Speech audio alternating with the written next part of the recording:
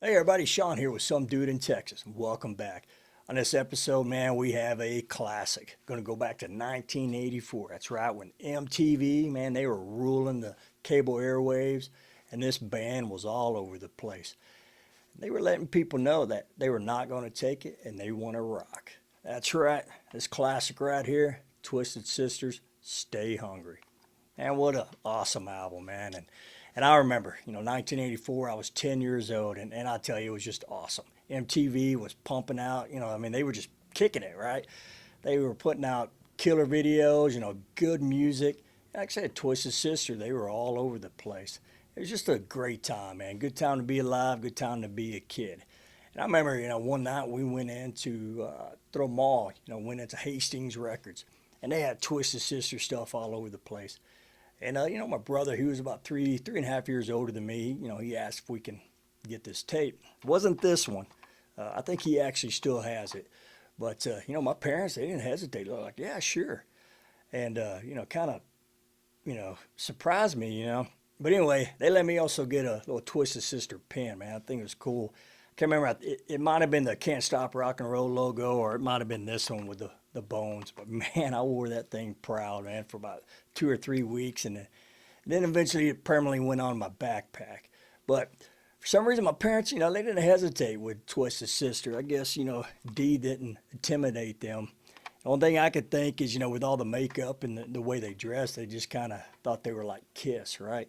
I remember 5, 6 years old, we had Kiss records. My parents didn't mind them. But, Twisted Sister, they'd seen the videos for, We're Not Gonna Take It and I Wanna Rock. And I guess they thought it was funny and, no harm, didn't phase them. But then once we got the tape home and me and my brother were looking at it and looking at the song titles and stuff, we knew we kind of got away with a little bit. But, the first side, you got Stay Hungry, the self-titled track. And then the anthem, man, We're Not Gonna Take It. What a killer song. AJ Pirro, man, unfortunately he passed away, but man, the tone of his drums on that intro, man, it just, I've never seen anybody capture it right. I've seen people cover it, and they even had other drummers come in and fill in, when he passed away, and they just couldn't get it. But you hear that intro, man, that.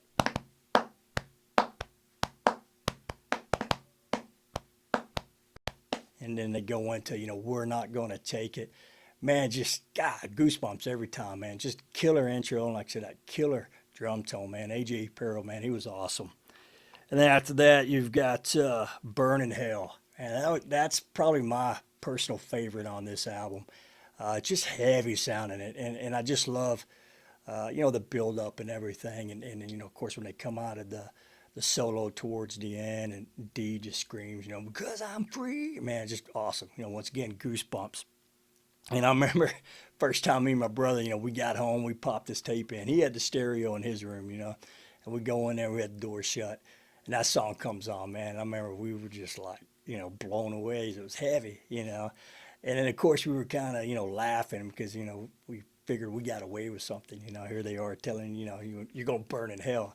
Of course, if our parents would have heard it, they would have pulled the plug on that real quick. But just awesome, man. And then the rest of songs, Horatera, The Beginning, at Captain Howdy.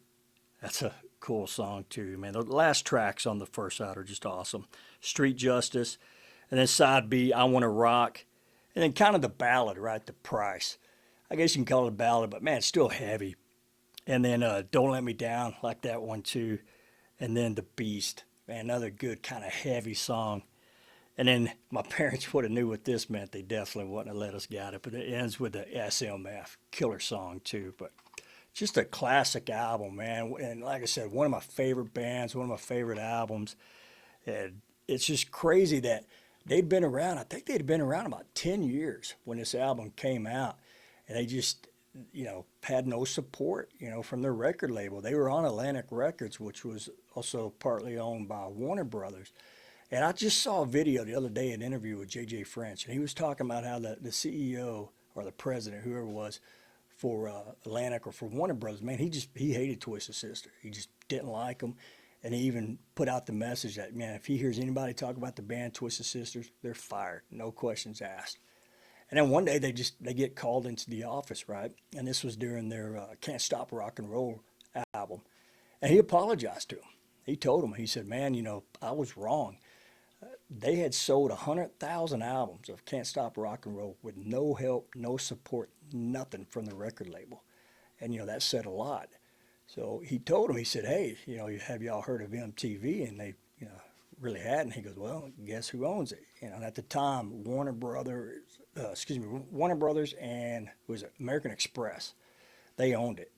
So they had to say so, what can be on there. And he told him, he said, hey, y'all get me a new album, give me the right song, right video. He goes, I will make you the biggest band in the world. And he did, man, for like 84, 85, 86, man, Twisted Sister was it. They were huge. They were everywhere. Man, they even had that bit part in, here goes the dogs barking.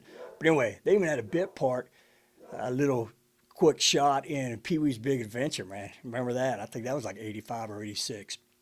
But anyway, just once again, man, just great band, one of my favorites. And it was just crazy that it took that long for them to get out. And like I said, this was their biggest album. But if you have not had a chance, go back, listen to that previous stuff. Under the Blade, Can't Stop Rock and Roll, just killer albums, man. And I like all of them. All the Twisted Sister stuff is good. But first three, man, Under the Blade, Can't Stop Rock and Roll, and Stay Hungry, great stuff. But anyway, that's it. And once again, we were talking about this classic right here.